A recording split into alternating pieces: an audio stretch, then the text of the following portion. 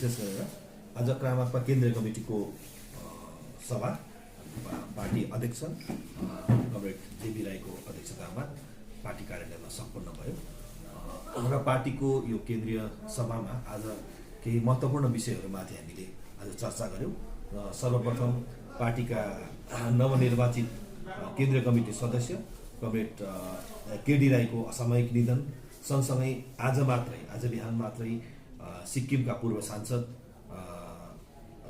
स्वर्गीय भीम दाहालज्यूको निकै लामो बिमारीपछि उहाँको निधन, जो सिक्किमका एकजना राजनीतिज्ञ सँगसँगै एकजना साहित्यकार थिए, उहाँ द्वयको निधनप्रति आज केन्द्रीय सभाले गहिरो रूपमा आज हामीले समवेदना प्रकट गऱ्यौँ, श्रद्धाञ्जली चढायौँ। सँगसँगै सिक्किमका मुख्यमन्त्री पीएस गोलेज्यूका पिताज्यूको पनि निधन यही अवधिमा भएको कारणले गर्दाखेरि हामी तीनैजनाको मृत्युमा श्रद्धाञ्जली उहाँहरूलाई अर्पण गऱ्यौँ। यो पछि हामीले विशेष गरेर आजको सभामा आज संसारको जुन क्राइसिस देखा परिरहेको छ, रुसले युक्रेनमाथि जुन हमला गरेर त्यहाँनिर अब एउटा ज्यानमालको क्षति भइरहेको छ र विश्वयुद्धको स्थिति देखा परेको छ, यो घटनामाथि पनि आज केन्द्रीय कमिटी गम्भीर रूपमा चिन्ता व्यक्त गरियो र यसरी एउटा राष्ट्रको सार्वभौमिकतामाथिको हमला, यो मानवतामाथिको हमला, एउटा सोभरेनिटीमाथिको हमला भएको आजको केन्द्रीय कमिटीले यस विषयमा चर्चा गरेर संसारको जुन चाहिँ युनाइटेड नेसन्स छ, युनाइटेड नेसन्स सँगसँगै मानवाधिकारवादी सङ्गठनहरू थुप्रै भएको भए तापनि यो युद्धको अवधिमा ती जम्मै संस्थाहरू आज निष्क्रियको अवस्था देखा परेको छ। त्यसले गर्दाखेरि हामी ती युद्धमा होमिएका राष्ट्रहरू प्रमुखहरूलाई, संसारभरिका ती प्रमुख राष्ट्रनायकहरूलाई हामी आह्वान गर्न चाहन्छौँ कि चाँडोभन्दा चाँडो शान्ति स्थापना गरेर यो देशलाई, यो संसारलाई विश्वयुद्धको मुखबाट बचाउने हामी अपिल गर्दछौँ। र यो सँगसँगै अन्य विषयहरूमा तपाईँहरूलाई आजका सभाको सभापति सँगसँगै पार्टीको अध्यक्ष आदरणीय कमरेड जेबी राईले तपाईँहरूलाई विस्तृत रूपमा जानकारी गराउनुहुनेछ।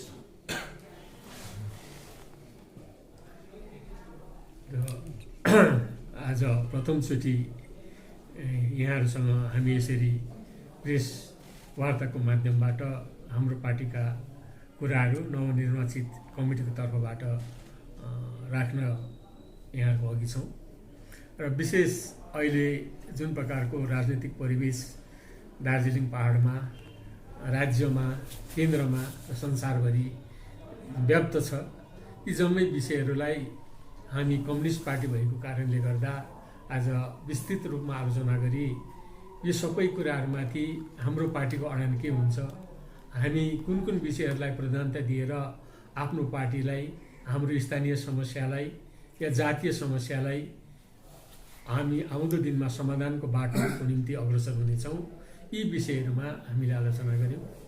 र विशेष गरी अब अहिले जुन चाहिँ हामी सिपिआरएम पार्टी गठन गरेको अलग राज्य अथवा हाम्रो आफ्नै अलग अस्तित्व होस्, राजनीतिक अस्तित्व होस्, हाम्रो राष्ट्रिय पहिचान होस् भनेर हामी सिपिआरएम पार्टी गठन गरेकोदेखि यता अलग राज्यको विषयमा हामी निरन्तर आफ्नो कार्यक्रम लिएर अगाडि बढिरहेका छौँ र गत लोकसभादेखि यता हामी जुन प्रकारले बिजेपीसँग अझै सक्रिय भएर यस मागलाई सार्थक तुल्याउनको निम्ति कार्यरत छौँ र यसलाई लिएर आज हामीले धेरै कुराहरू निर्कोल गऱ्यौँ र यो हाम्रो आलोचना अनुसारले बिजेपीको कार्यकलापमा हाम्रो मानसिकताभित्र या हाम्रो मानिसको सोचमा जुन प्रकारको एउटा घर बनिएको छ कि हामी बारम्बार भन्दैछौँ, गोर्खाहरूले, विशेष दार्जिलिङ तराई डुवर्सका गोर्खाहरूले बिजेपीलाई तीन चोटि हामीले लोकसभामा हाम्रो सांसदको रूपमा प्रतिनिधि पठाइसकेको 15 वर्ष नभए पनि 14 वर्षको हिसाब हामी गरेर यो बिजेपीले अहिलेसम्म केही गरेन भन्ने कुरामाथि हाम्रो विक्षोभ र असन्तुष्टि हामी जाहेर गरिरहेका छौँ र पनि अहिलेसम्म सिपिआरएम पार्टीले यस कुरालाई लिएर आफ्नो आन्दोलन र अडानलाई जति अगाडि बढाउने प्रयास गरेका थियौँ यसलाई तीव्रता भने गत लोकसभादेखि यता सिपिआरएमले दिँदै आएको हो। राजु विष्टलाई यस समष्टिबाट सांसद बनाएपछि त राजु विष्टजीको पनि 3 वर्षको समयकाल बितेर गए। त अहिलेसम्म उनीहरूको चुनाव घोषणा पत्रमा भएका 2टा विशेष कुराहरू पिपिएस र 11 जात गोष्ठीको कुरा त्यति चिताए जस्तो प्रकारले केही ठोस हुन नसकिरहेको अनुभव हामी गरिरहेका छौँ, जसको प्रतिफल अहिले हामीले हाम्रो पहाडको राजनीतिभित्र एकपछि अर्को यसको तिक्तता भोगेका कुराहरू हामी देखिरहेका छौँ र त्यो तिक्तता हामी आफै पनि भोगिरहेका छौँ। र यसमा हाम्रो बिजेपी पार्टीको अकर्मण्यताप्रति हामी दुःख प्रकट गर्छौँ र उनीले दिएको प्रतिश्रुति चाँडोभन्दा चाँडो यदि उनीहरूले यसलाई कार्यरूपमा ल्याउन सक्दैनन् भनेदेखिलाई बिजेपीसँगको हाम्रो सम्बन्ध र पनिमा हामीले विचार गर्नुपर्ने र हाम्रो मागलाई प्राप्त गर्नको निम्ति विकल्पको बाटो अपनाउनु पर्ने सायद हामीले निकट दिनमा निर्णय लिनुपर्ने सोच र आलोचना आजको सभा हामीले गरेका छौँ। र दार्जिलिङ नगरपालिकाको भर्खरै बितेको चुनावको प्रतिफल तपाईहरु सबैलाई थाहा छ, जनतालाई थाहा छ। र यसपल्ट हामी यस नगरपालिका चुनावमा सहभागी बनेनौँ र जुन प्रतिफल पायौँ, दार्जिलिङको जनताले जुन भोट दिएर आज हाम्रो पार्टीलाई विजयी गराए र यो सबै हेर्दाखेरि बिजेपी पार्टीको अकर्मण्यताको कारणले गर्दाखेरि नै दार्जिलिङको चुनावमा यस्तो किसिमको प्रतिफल आएको हो भन्ने पनि हामीले आज निर्कुल गरेका छौँ। र यो सँगसँगै यो बितेका केही वर्षहरूतिर जुन चाहिँ राजनीतिक अस्थिरता छ दार्जिलिङ पहाडमा, प्रशासनिक जुन प्रकारको व्यवस्था छ दार्जिलिङमा, राज्य र दार्जिलिङ पहाडको तराई डुवर्सको जनताको राज्य सरकारप्रति र सरकारको हामीप्रतिको मनोभाव र कार्यकलापहरू छ, यो जम्मैको प्रतिफल नै यसपल्ट दार्जिलिङ नगरपालिकाको चुनाव हो भन्ने हामीलाई लागेको छ।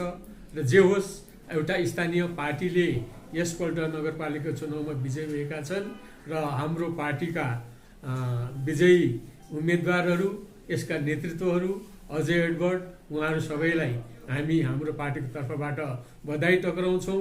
र आउँदो दिनमा दार्जिलिङले जुन प्रकारले उहाँहरूलाई दार्जिलिङको सर्वाङ्गीन विकासको अपेक्षा गरेर विजयी बनाएका छन्, त्यो अनुरूपमा उहाँहरूले आफ्नो कार्य सफलतापूर्वक सम्पन्न गराउनेछन् भन्ने पनि हामी आशा व्यक्त गर्दछौँ। दाजु, केही दिन अघि मात्र है दार्जिलिङ बिजेपी जिल्ला कमिटीको पक्षबाट एउटा स्टेटमेन्ट दिएको थियो कि यो जुन चाहिँ दार्जिलिङ नगरपालिका चुनाव हारेको यो गठबन्धनको कारणले भन्ने है, गठबन्धनमा एउटा दोषारोपण गरेर पुरानो गठबन्धनलाई तोड्नुपर्छ र अब नयाँ गठबन्धनपट्टि लाग्नुपर्छ भन्ने उहाँले स्टेटमेन्ट दिएको छ नि है, यसमाथि चाहिँ तपाईँहरूले कस्तो प्रकारले हेर्नु लाग्छ? त्यो सम्बन्धी अब गठबन्धन भनेको आफ्नो आफ्नो पार्टीको आफ्नो आफ्नै विचारलाई कहाँनिर चाहिँ हामी एकमत हुन सक्छौँ त्यो विचारमा मात्रै एकमत भएर गठबन्धन गरिएको कुरा हो। र हामी गठबन्धनमा एकमत हुनुको एउटै मूल कारण हो, हाम्रो अलग राज्य प्राप्तिको कुरामा हामी गठबन्धन गरेर र 11 जात गोष्ठीको कुरालाई प्राप्त गर्नको निम्ति गठबन्धनमा हामी छौँ। र अब बिजेपी पार्टीले बृहत पार्टी हो देशको र उसको सरकार पनि छ, त्यो सरकारको पार्टीको एकजना व्यक्तिले एउटा गठबन्धनको राजनीतिक पार्टीलाई अब हामी गठबन्धनमा बस्दैनौँ भन्ने सायद बिजेपी पार्टीको आफ्नो स्वतन्त्र अधिकारको कुरा हो। त्यस सम्बन्धी तिमीले त्यसो भन्नु पाउँदैनौ भन्ने हाम्रो कुनै नैतिक अधिकार पनि छैन। त्यसकारणले त्यो नितान्त व्यक्तिगत कुरा या बिजेपी पार्टीकै हिसाबले वक्तव्य दिएको भने पनि उनीहरू दुईटा पार्टीको बीचको त्यो कुरा हो। तर जहाँसम्म गठबन्धनको सभा नभइकन चुनाव लड्नु अगाडि सँगै लडिसकेपछि गठबन्धनको विफलता, चुनावको विफलतापछि एउटाले अर्कोलाई दोषारोपण गरिहाल्नु यो सही निर्णय र सही वक्तव्य हो भन्ने हामी ठहर गर्दैनौँ।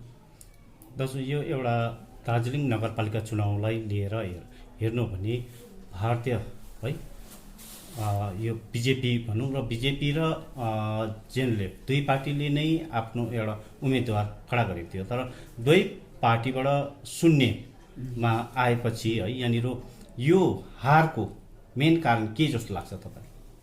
त्यो प्रश्नको सायद मैले उत्तर तपाईँहरूलाई अघि नै भने मूल कारण चाहिँ हो दार्जिलिङ पहाडको जनताले अहिलेसम्म राजनीतिक विश्लेषण गरेर हेर्नु हो भने जति बेलादेखि 86मा भनौँ न 86देखि मूल अलग राज्यको मागको प्रश्न उठेको हो र अहिले 86देखि 2000 आज हामी 22मा पुगिसकेका छौँ। त अहिलेसम्मको चुनाव परिणामलाई हेरेर हामीले निर्कोल गर्नु हो भनेदेखिलाई दार्जिलिङको जनताले सधैँ जितेको छ। गोर्खाल्यान्ड मुद्दा हार्यो भन्ने जुन सोच छ हाम्रो सोच अनुसारले दार्जिलिङको जनताले सधैँ जितेको छ। किन भन्दाखेरि सुभाष घिसिङको पालामा पनि इन्द्रजित खुल्लरलाई 2 चोटि विजय गराइयो दार्जिलिङ लोकसभा समष्टिबाट। त उनको मूल मुद्दा थियो अलग राज्य गोर्खाल्यान्ड। डिजिएसी सम्झौता गरे तापनि यो एउटा चौतारी मात्रै हो, यो डम्बरू हो, एक दिन बढेर बाघ हुन्छ, यो चौतारीबाट उठेर हामी अलग राज्य ल्याउँछौँ भन्ने प्रतिश्रुतिमाथि नै ती चुनावहरू भएका थिए। भनेपछि त्यो दुईटै चुनावमा इन्द्रजित खुल्लरले जित्नु भनेको गोर्खाल्यान्डले नै जितेको कुरा हो, हामी त्यस प्रकारले ठहर गर्छौँ। त्यसपछि एउटा चुनावमा मात्रै सायद जिएनएलएफ पार्टीले चुनाव बहिष्कार गरे, जुन चुनाव बहिष्कार गरेको कारणले गर्दाखेरि सिपिएम पार्टीले एउटा लोकसभा जितेका थिए। त्यसपछि फेरि 2009मा आएर जसवन्त सिंहलाई दार्जिलिङ लोकसभा समष्टिबाट उठाइयो र त्यस समय पनि दार्जिलिङको जनता तरे डोजको जनताले जसवन्त सिंहलाई भोट कुनै विषयमा नदिएर अलग राज्यमै भोट दिएर उनलाई विजयी बनाएका थिए। त्यसपछि अल्बालिया आए, अल्बालियाले पनि जुन भोट जिते अलग राज्यको मागमै जितेका थिए। यसपल्ट राजु बिष्टले भोट जिते अलग राज्यको मागमा नै। त्यसले गर्दा दार्जिलिङको जनताको मनभित्र अलग राज्य सम्बन्धी जुन प्रतिबद्धता छ, जुन आफूभित्रको दृढ सङ्कल्प र विचार छ, त्यो गोर्खाल्यान्ड बाहेक अर्को केही पनि होइन। र यो पालि बिजेपी पार्टीले यो प्रतिश्रुति आफ्नो दिँदा दिँदै चुनाव घोषणा पत्रमा प्रतिश्रुति दिँदा दिँदै पनि यो 3 वर्षभित्रमा राम्रो कार्य यस सम्बन्धमा नगरेको कारणले यहाँको जनताले बिजेपीको अकर्मण्यताप्रति यसको प्रतिवाद जनाउनको निम्ति यसचोटि यो चुनावमा बिजेपी र यसको घटक दलहरूलाई विजय बनाउनु मूल कारण हो भन्ने हामीलाई लागेको छ। दाजु यहाँनिर विपक्षी दलहरूले पटक पटक आरोप लगाइरहेको छ नि है, बिजेपी गोर्खा जातिको लागि इमान्दार छैन, कतै यो जुन ढिलाइमा शङ्का गर्ने ठाउँहरू पनि देखिन्छ नि, के कारण? इमान्दार छैन भनेर भनिहाल्नुपर्ने त्यति ठुलो कुरा पनि हामीलाई लागेको छैन। हुन त अब हाम्रो मूल कुरामाथि नै हामी सधैँ केन्द्रित भएर हाम्रो राजनीति गर्ने दार्जिलिङ पहाडको चलन छ। तर पनि अब अहिले बिजेपी पार्टीले यो कुरा हुँदै हुँदैन, मैले चुनाव घोषणा पत्रमा पिपिएस र 11 जात गोष्ठी जे भने त्यो चुनाव जित्नकै लागि मात्रै भनिएको हो भन्ने कुराहरू कुनै ठाउँमा पनि शङ्कासम्म उत्पन्न हुने त्यस्तो उनीहरूले प्रेस रिलिज भनौँ कि त्यो किसिमको बर्ताउ भनौँ कि त्यो किसिमको कुनै छनक पनि हामीलाई अहिलेसम्म हामीले पाउन सकेका छैनौँ। त हामी आशावादी नै छौँ। हाम्रो दक्षता, हाम्रो क्षमता, हाम्रो ल्याकत अनुसारले हामी जे जति गर्न सक्छौँ गरिराखेका छौँ। त्यो हिसाबले उनीहरूले जे जति हामीलाई दिनुपर्ने थियो दिनुपर्छ, त्यो हाम्रो दाबी हो। त्यसमाथि अझै पनि उनीहरूले केही गर्छ भन्ने कुरा हामी छौँ र उनीहरू हामीप्रति इमान्दारिता छैन भन्ने शङ्का हुनु स्वाभाविक कुरा, जुन कुरो अहिले मैले भने त्यसकै प्रतिफल त अब दार्जिलिङ नगरपालिकाको चुनावको अवस्था हो। र यसले गर्दाखेरि अब उसले गर्दै गर्दैन, ऊ हामीमाथि विश्वासिलो छैन, उनीहरूले हामीलाई धोका दिन्छ भनिहाल्ने किसिमको स्थिति चाहिँ अहिलेसम्म सायद भइहालेको छ जस्तो लागेको छैन हामीलाई। यो पिपिएसलाई लिएर प्रथम वार्ता भइसकेको छ भने दोस्रो वार्ता यो दीपावलीको पछि भन्ने थियो र अहिलेसम्म कुनै अत्तो छैन नि। यसमा ढिलाइ भइरहेको छ, के कारण जस्तो लाग्छ? यसलाई फेरि तपाईँहरूको अलायन्स पार्टीले यसलाई दबाउ दिने के कस्तो योजनाहरू छैन? यस सम्बन्धी अस्ति 6 तारिक फरवरीको दिन मात्रै हामीले हाम्रो लोकसभा समष्टि जसले चाहिँ अब प्रतिश्रुति दिएकै थिए, तपाईँहरू सबैलाई थाहा छ, महाकाल बाबाको अगाडि कसम खाएर गोर्खाल्यान्ड ल्याउँछु भनेर प्रतिश्रुति दिएकै सायद फलस्वरूप दार्जिलिङको जनताले उनलाई या बिजेपीलाई 4 लाखभन्दा बेसी भोटले जिताएका थिए र हामी केन्द्र सरकारसँग हाम्रो मागलाई लिएर वार्तालाप गर्नुपर्ने या केन्द्र सरकारसँग हाम्रो जुन दाबी छ त हामीले उठाएर जिताएकै सांसद हामीसँग भएको कारणले र उनी अहिलेको सरकारकै पार्टीको सांसद भएको हुनाले उनको माध्यमबाट नै यो समस्याको समाधान खोज्नु हामीलाई धेरै सजिलो पर्ने र त्यो उसको जिम्मेवारी पनि हो र हामी पनि आफ्नो प्रतिनिधि पठाइसकेपछि हामी आफै एक्लै दुबिरेर 4 पटि गई हेर्नुपर्ने सायद आवश्यकता पनि पर्दैन भन्ने लागेकोले उनीसँग हामी पटक पटक बात मारिरहेका छौँ। अस्ति 6 तारिक फरवरीको दिन मात्रै उनलाई हामीले भेटेर यस सम्बन्धी कुराकानी गऱ्यौँ।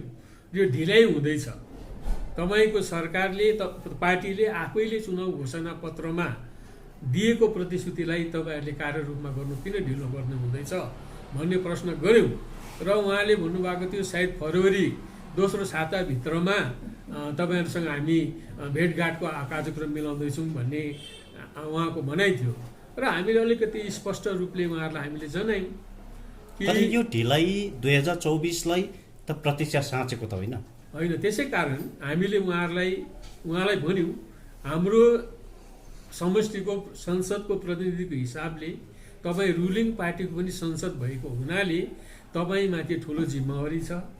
एउटा त संसदको हिसाबले तपाईँले आफैले पनि दार्जिलिङमा कसम खाइसक्नु भएको छ र तपाईँले म गोर्खाको छोरा हो र यसलाई पार नलगाई म छोड्दिनँ भन्ने पनि वक्तव्यहरू दिइसक्नु भएको छ र ढिलाइ भएकोले हाम्रो चाहिँ असन्तुष्टि छ।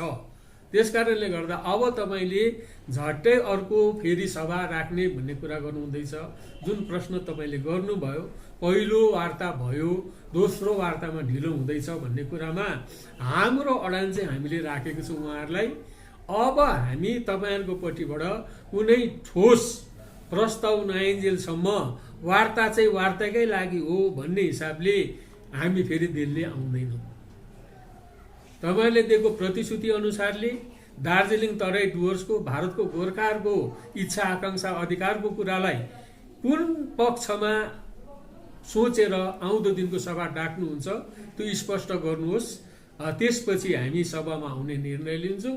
त्यसै बित्थामा चाहिँ अब दिल्लीमा वार्ता छ आउनुहोस् भनेर चाहिँ एजेन्डा चाहिँ कुनै फिक्स नभइकन चाहिँ हामी दिल्ली जाँदैनौँ भन्ने हामीले एउटा स्पष्ट अडान उहाँहरूलाई दिएका छौँ। पहिलो वार्तामा तपाईँको भनाइअनुसार पहिलो वार्तामा ठोस कुनै एउटा राखिएन भनेपछि तपाईँ होइन, पहिलो वार्तामा त पिपिएस विषयमा हामीले जान्नु पनि पर्ने थियो, भन्नु पनि पर्ने थियो केन्द्र सरकारलाई। तर अहिलेसम्म यो पिपिएस को खुलासा पनि गरिएको छैन नि। वास्तविक पिपिएस के हो त?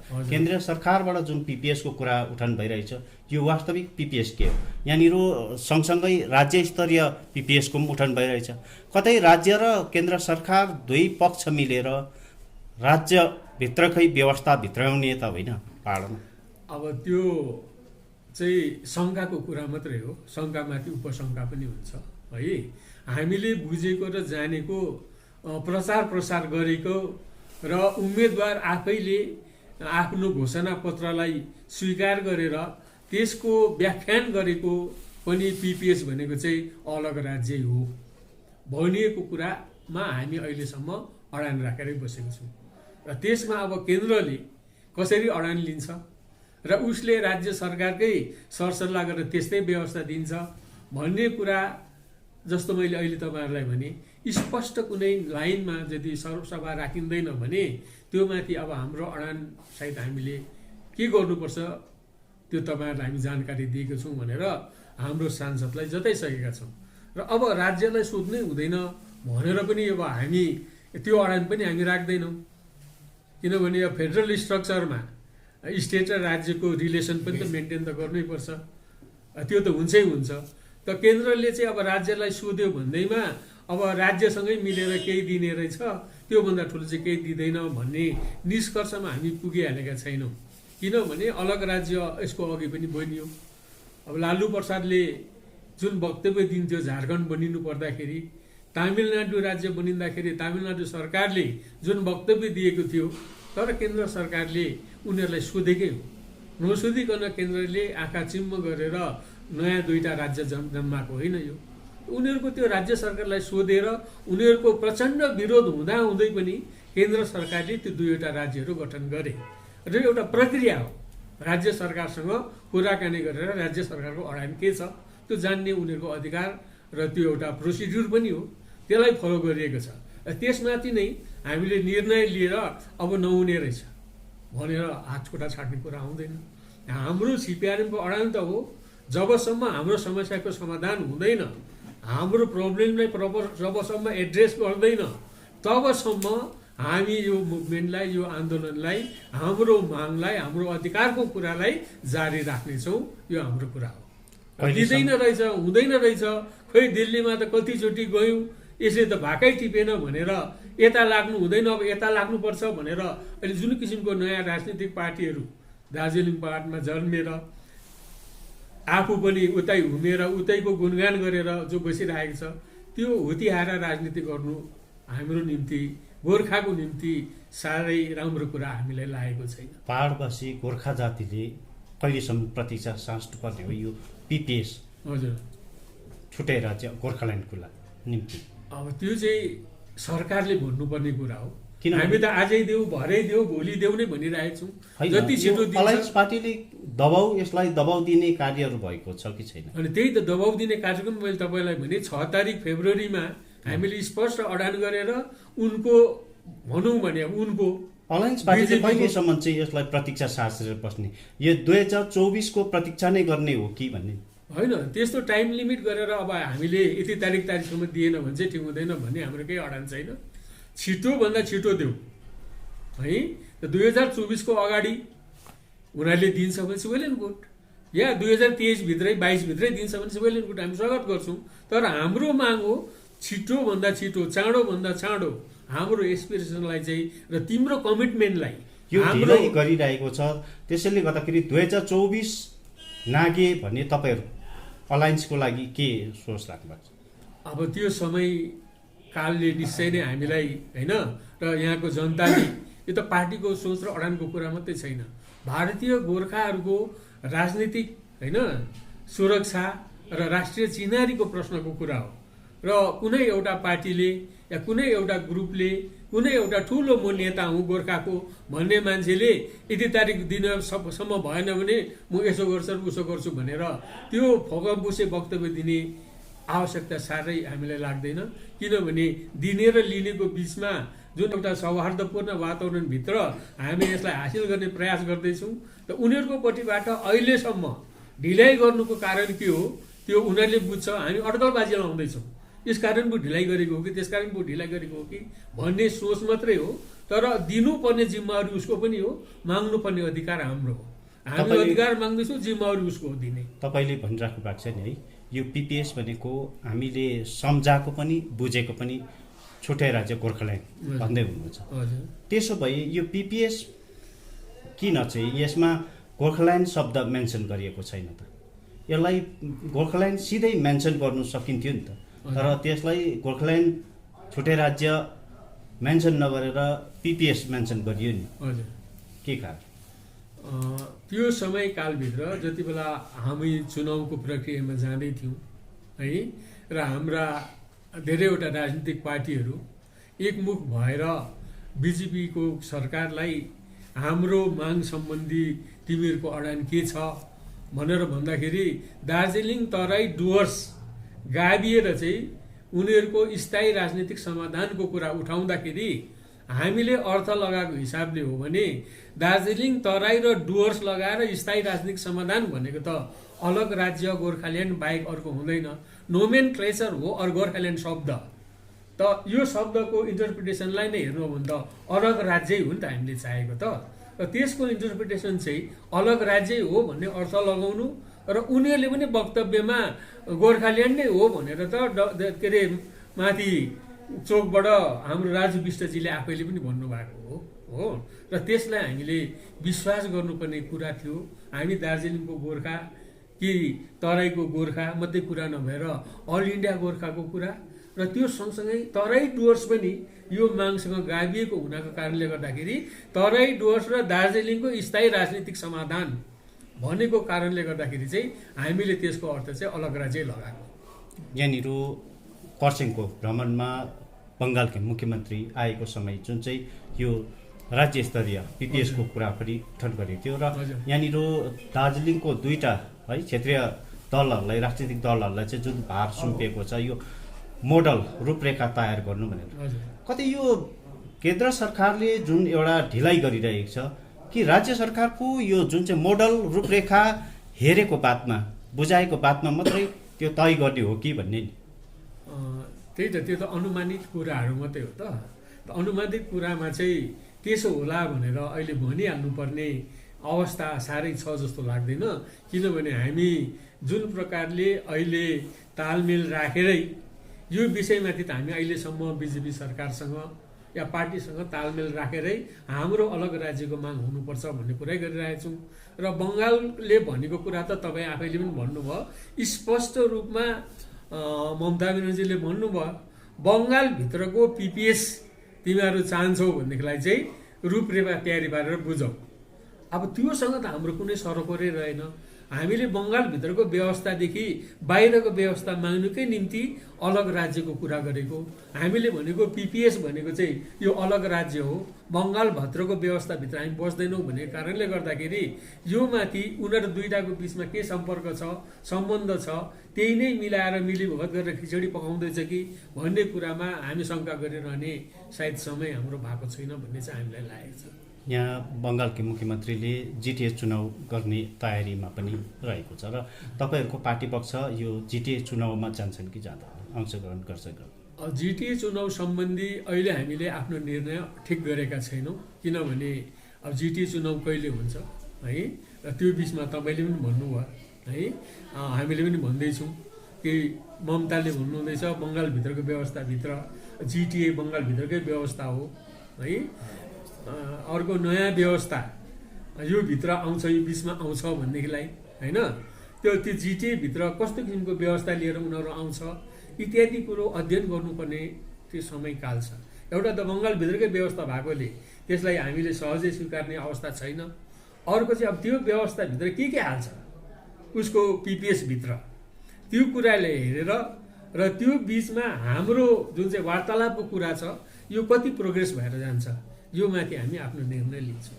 ममता ब्यानर्जी कुरा पनि कन्ट्राडिक्टरी भयो। ममता ब्यानर्जी मुख्यमन्त्रीकै वक्तव्य पनि कन्ट्राडिक्टरी भयो। किनभने एकातिर उनले स्थायी राजनीतिक समाधान गर्छु भनेर भन्नुभएको मतलब के हो भनेदेखि चाहिँ यहाँ क्राइसिस छ, समाधान भएको छैन, समस्या छ र त्यो समस्याको समाधान गर्नुको लागि स्थायी राजनीतिक समाधान बङ्गालभित्रकै व्यवस्थामा गर्छु पनि भन्नु, अर्कोतिर जिटिए इलेक्सन पनि गराउँछु भन्नु, यो चाहिँ उनीहरूको विरोधाभासपूर्ण छ उनको स्वयंको वक्तव्य पनि। तर क्रामाक्पाले नगरपालिका चुनाव भइसकिसक्यो, पञ्चायत चुनाव पनि हुनुपर्छ भन्ने हाम्रो माग रहेको छ। जुन कुरा ममता ब्यानर्जीले स्वयंले पनि के अरे पञ्चायत चुनाव गराउँछु भनेर उहाँले भन्नुभयो। अनि त्यो पञ्चायत चुनाव चाहिँ एक्जिस्टिङ जुन 102वटा ग्राम पञ्चायत छ त्यो एक्जिस्टिङ ग्राम पञ्चायतहरूलाई लिएर होइन, तर यो चाहिँ 3 टायर हुनुपर्छ। अनि दार्जिलिङ जिल्लाको ग्राम पञ्चायत के अरे जिल्ला परिषद, कालिम्पोङको जिल्ला परिषद, यसलाई स्पष्ट रूपमा सरकारको जुन आदेश छ पञ्चायत एक्ट छ त्यो पञ्चायत एक्टलाई पूर्ण रूपमा यसलाई संशोधन गरेर नयाँ रूपमा पञ्चायतको चुनाव गराउनुपर्छ भन्ने हाम्रो माग हो। जसमाथि हामीले एउटा प्रपोजल पनि पञ्चायतहरू कतिवटा पञ्चायत हुनुपर्छ, कतिवटा ब्लक हुनुपर्छ, बाइफर्केसन भएर कुन रूपमा आउनुपर्छ, कतिवटा महकुमा परिषद अथवा जिल्ला परिषदहरू हुनुपर्छ भन्ने एउटा प्रपोजल पनि हामीले अलरेडी गभर्मेन्टलाई पठाइसकेका छौँ। त्यही रूपमा पञ्चायत इलेक्सन पनि हुनुपर्छ भन्ने हाम्रो अडान हो।